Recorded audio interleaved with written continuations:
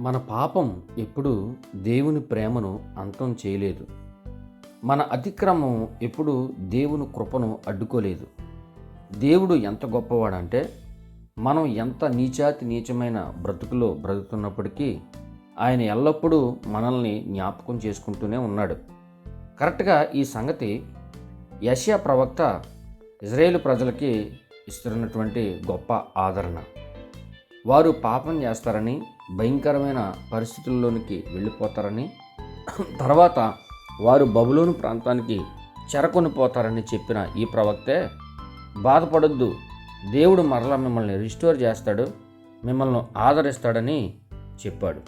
సేవకులముగా మనము కూడా ఖండించాలి, తీర్పు చెప్పాలి, బుద్ధి చెప్పాలి, శిక్ష కూడా ఇవ్వాలి.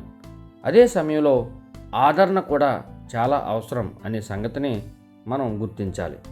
దేవుడే మనల్ని క్షమిస్తున్నప్పుడు, దేవుడే ఆయన కోపాన్ని తగ్గించుకుని మన ఎడల దీర్ఘం శాంతం చూపిస్తున్నప్పుడు మనం ఎంత చూపాలి?